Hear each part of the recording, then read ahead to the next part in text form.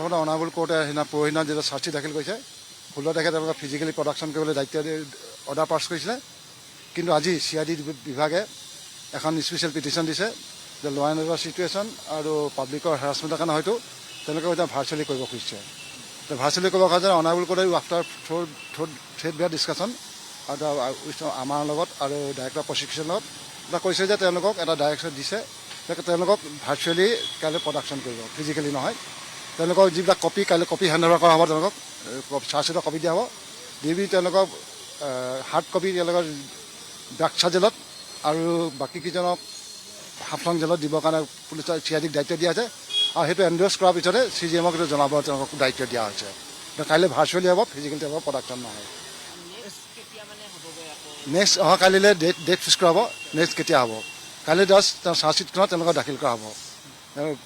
Virtually কৰি তেওঁলোকক CID দুখন জেগাত যাবলৈ কোৱা হৈছে, বাক্সা জিলাত যাবলৈ কোৱা হৈছে CID আৰু হাফলঙত যাবলৈ দায়িত্ব দিয়া হৈছে CGMৰ দায়িত্ব। আগতেও কৈছোঁ আপোনালোকক যে অধিবক্তাৰ CGM কোৰ্টৰ পৰা নিৰ্দেশ দিয়া হৈছে, LADCক দায়িত্ব দিয়া হৈছে, কিন্তু আজিলৈকে তেওঁলোকে এপিয়াৰ হোৱা নাই। মই চোৱা হয় কাইলৈ তেওঁলোকে হয়তো এপিয়াৰ হ'বলৈ কোনোবা দাস বুলি এজন দিয়া হৈছে LADCৰ, তেওঁক কাইলৈ দায়িত্ব দি আছে, হয়তো তেওঁ আহিবও পাৰে আৰু নাহিব। এতিয়ালৈকে আমি গম পোৱা নাই আহিব নে নাহে। অনলাইন মানে ধৰি লওক কালিলৈ অনলাইনৰ কথা নাহে, ভাৰ্চুৱেলি VC কৰা মানে কম্পিউটাৰ যোগেদি বা যিটো আমি মোবাইলতে যোগেদি হওক, যে তেওঁলোকৰ তাত থাকিব, CGM কোৰ্টত স্ক্ৰীণ থাকিব, CGM কোৰ্টৰ পৰা আমি সোধা হ'ব তেওঁলোকৰ ফিজিকেলি ঠিকে আছে নাই, কোনোবা মেডিকেলি কিবা ফিট হয় নে নাই, এইখিনি সোধা হ'ব।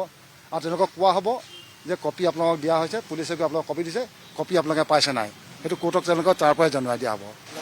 নিয়ম আছে যিটো আমাৰ BNSSৰ নিয়ম মতে, তেওঁলোকক কাইলৈ ভাৰ্চুৱেলি কৰিব CID এখন পিটিশ্যন দিয়াৰ কাৰণে, প্ৰেয়াৰ দিয়াৰ কাৰণে। কিন্তু এদিন তেওঁলোকে এপিয়াৰ হ'ব, কাৰণ যেতিয়া চাৰ্জ ফ্ৰেম হ'ব, যেতিয়া এইটো কালিলৈ কপি দিয়াৰ পিছত তেওঁলোকক এইটো কালিলৈ কমিট কৰা নহ'ব, পিছতে কমিট কৰা হ'ব। কপি দিয়াৰ পিছত তেওঁলোকে এইটো কমিট কৰা হ'ব ছেশ্যনলৈ।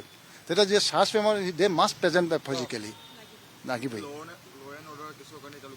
হয়, তেওঁ ল' এণ্ড অৰ্ডাৰ চিটুৱেশ্যনৰ কাৰণে এটা কিবা এটা হ'ব পাৰে, কেছ হ'ব পাৰে, যিটো হঠাৎ তেওঁলোকে নোৱাৰিবও পাৰে।